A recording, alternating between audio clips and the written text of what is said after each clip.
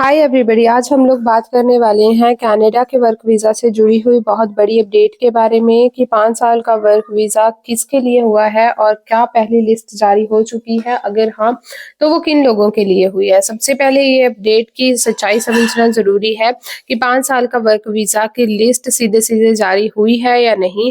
तो जी आज हम बात करने वाले हैं कि क्या सच में 5 साल का वीज़ा मिल रहा है। तो कनाडा में वर्क परमिट्स कई प्रकार के होते हैं। Employer specific work permit, open work permit, post graduate work permit यानी कि पीजीडब्ल्यूपी और इसके अलावा डिफरेंट वर्क परमिट। सबसे पहले बात करते हैं पीजीडब्ल्यूपी क्या होता है। तो पीजीडब्ल्यूपी जो है ये 3 साल का वर्क परमिट होता है। कोर्स की ड्यूरेशन के हिसाब से आपको मिलता है। ज़्यादा से ज़्यादा ये आपको 3 साल का मिलता है, लेकिन डिपेंड करता है कि आपकी एजुकेशन कितनी है। अगर आपकी एजुकेशन कम है तो कई लोगों को ये 2 साल का या फिर किसी-किसी को 1 साल का भी मिलता है। ज़रूरी नहीं कि सबको ये 3 साल का ही मिलेगा। इसके अलावा इसके बाद आप पीआर अप्लाई कर सकते हो, आप एलिजिबल हो जाते हो पीआर अप्लाई करने के लिए। सिर्फ 5 साल का कहाँ से है, तो कुछ केसेस में अगर PR plus work permit extension आपको मिल गई है तो आप 4-5 साल तक इजीली स्टे कर सकते हो। उन केसेस में जो है आप रेयरली रह सकते हो। तो डायरेक्ट कनाडा का फर्स्ट जो है आपको ये वर्क परमिट इस तरह से मिल जाता है। तो बात करते हैं लकी लिस्ट के हिसाब से। तो लकी लिस्ट जो है वो आप लोग ट्राई कर सकते हो, क्योंकि वो निकल चुकी है। जिनके पास भी स्किल्ड जॉब्स हैं वो जो है इजीली लोग अप्लाई कर सकते हैं। अपनी एज, एजुकेशन, आइल्स स्कोर, वर्क एक्सपीरियंस के हिसाब से जो है वो ट्राई कर सकते हैं। इसके बारे में मैं आपके साथ बात करती हूँ कि इमिग्रेशन फोकस चेंज हो चुका है। चेंज इन द सेंस कि कनाडा अब क्वांटिटी से ज़्यादा क्वालिटी पे जो है ना फोकस कर रहा है। यानी कि उन्होंने ज़्यादा लोग नहीं लेने हैं, लेकिन जितने भी लोग लेने हैं वो एटलीस्ट उनके पास स्किल जॉब होनी चाहिए। यानी कि मेन मेरी सीधी बात ये है कि वो जॉब करने वाले नहीं, जॉब प्रोवाइड करने वाले हों। इन द सेंस कि वो आगे फ्यूचर में जाकर कुछ अपना बिजनेस खोल सकें, इन द सेंस कि वो अपना फ्यूचर में जाकर आगे कोई ना कोई काम खोल सकें। तो सबसे पहले प्रायोरिटी जो हेल्थ सेक्टर्स को मिलेगी, कंस्ट्रक्शन को मिलेगी, आईटी को मिलेगी, स्किल्ड ट्रेड्स को मिलेगी। और वर्क परमिट्स के रूल्स जो हैं वो टाइट हो चुके हैं पहले से, जैसे कि एलएमआई प्रोसेस स्ट्रिक्ट हो चुका है। एम्प्लॉयर्स की वेरिफिकेशन बढ़ चुकी है। फेक जॉब लेटर्स के ऊपर एक्शन लिया जाएगा।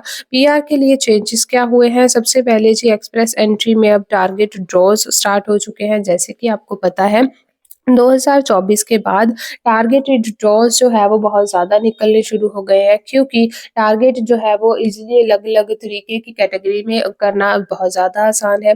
तो जैसे कि एक स्कोर निकलता था, मानो फ़र्ज़ करो 500 स्कोर आपका सीआरएस निकलता था, वो सबको जो है वो सेम स्कोर पे ही पीआर मिलती थी। लेकिन अब जो हेल्थ केयर वाले हैं उनके लिए अलग स्कोर निकलेगा।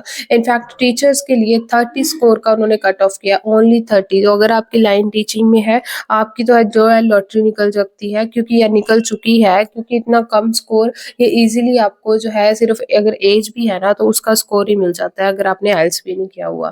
तो सरकार ने ये बदलाव क्यों किए हैं, ये पॉलिसीज आगे बढ़ाने के लिए जो है मार्क कार्नी ने गवर्नमेंट की फोकस के ऊपर किए हैं, क्योंकि हाउस क्राइसिस वहाँ पे बहुत ज़्यादा हो रहे हैं, जिसकी वजह से जॉब मार्केट पर प्रेशर हो चुका है ओवर इमिग्रेशन को कंट्रोल करने के लिए। क्योंकि पहले जो है बहुत ज़्यादा इमिग्रेंट्स कनाडा में पहुँच चुके थे, फिर चाहे वो किसी भी स्टेटस पर हों, लेकिन अब जो है वो कोशिश कर रहे हैं कि सिर्फ अच्छे कैंडिडेट्स जो डिज़र्व करते हैं कनाडा जाना, उनको ही कनाडा में एंट्री दी जाए, बल्कि जो वैसे इमिग्रेंट्स हैं जो कि डिज़र्व नहीं करते, जिनके पास अच्छे कम्युनिकेशन स्किल्स या अच्छे आइल्स स्किल्स या वो इंग्लिश को समझते ही नहीं है, ऐसे लोगों को एंट्री ना देना। और जिनके पास एजुकेशन नहीं है, ऐसे लोगों को एंट्री जो है वो बैन कर रहे हैं, क्योंकि उनके पास अगर कुछ है ही नहीं तो वो कनाडा जाकर वहाँ का माहौल ख़राब करते हैं, जिसकी वजह से वहाँ पे रहते हुए सिटीजन्स को बहुत ज़्यादा प्रॉब्लम्स आती हैं। जैसे कि आपने बहुत सारी न्यूज़ेस में देखा होगा कि वहाँ के सिटीजन्स अब इमिग्रेशंस को,